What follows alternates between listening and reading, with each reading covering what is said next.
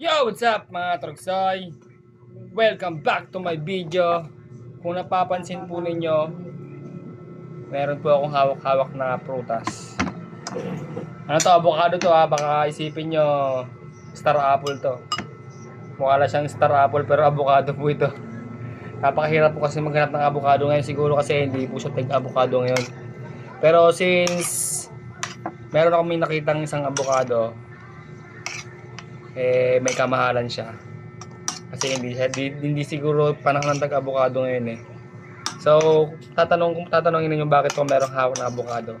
Meron po kasi akong napanood sa Facebook na yung avocado raw at saka itong alcohol kapag ka pinagsama mo at pinag-mixture mo, minekos mo, ay makakagawa ka po pala ng isang haplas. Kumbaga sa Bisaya pa ay haplas, panghaplas sa mga ating mga kasukasuhan kasi tayo naman alam niyo mga tayo na medyo nagkakaedad na, malapit nang mawala sa kalendaryo yung edad natin mga Trogsoy. Kaya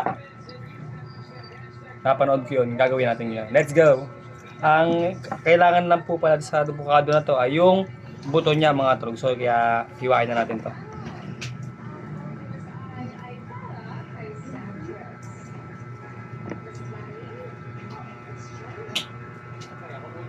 Talagang sinadya pa po talaga namin makahanap ng avocado para dun. Subukan natin kung talagang effective po ba talaga siya. Bale, ganito lang po palang gagawin nyo. Set aside nyo lang tong laman ng avocado. Ang kailangan nyo dito itong buto. Wait lang, hugasan lang natin kasi medyo sticky. Alright, ito na siya mga Trogsoy. Nahugasan ko na. Ngayon mga Trogsoy, based dun sa napanood ko, ay iniiwan nyo lang to. Tapos, meron kami na itong spray bottle. Hiwain mo lang siya ng nakasya dito. Yan, nakasya dito sa ganito. Pwede mo rin naman siya gamitin yung kung meron kayong pang kudkod, yung pang sa cheese. Pwede naman yung mas maganda yon. Pero ako, ito lang gagawin ko. Kaya hiwain na natin yan, baka mahiwa pa ng iba. Hindi.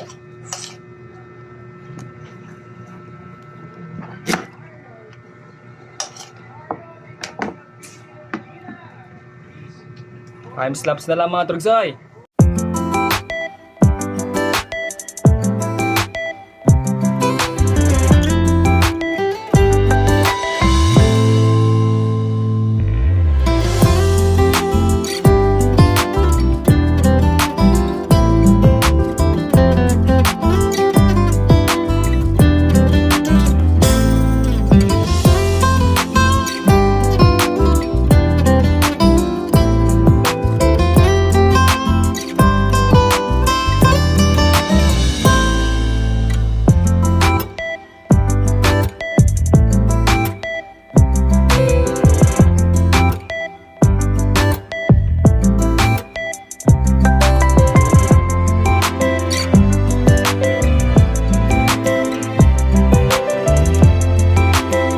Alright mga Trogsoy, alright.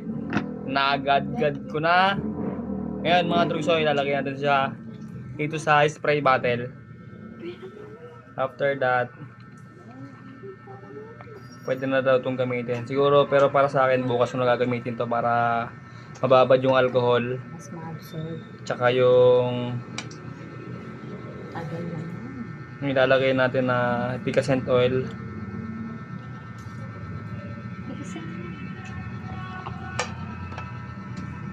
Siguro naman matagal-tagal ko na magagamit to. Ang sabi daw nila, ang sabi niya nga po pala, kapag ka daw ito ay naubos na, may nagtanong kasi doon kung meron ba raw expiration. Wala pong expiration to.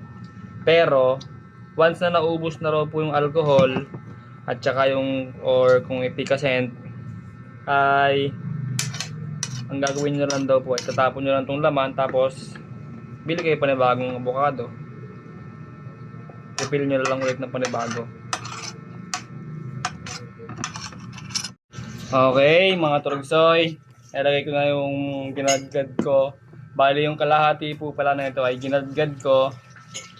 Tapos yung kalahati naman niya ay hiniwa-hiwa ko lang.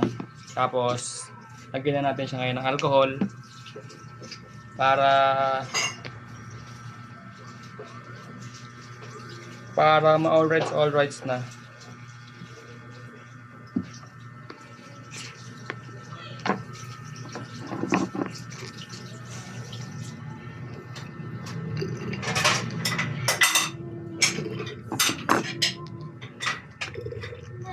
Okay, siguro okay na tong ganito.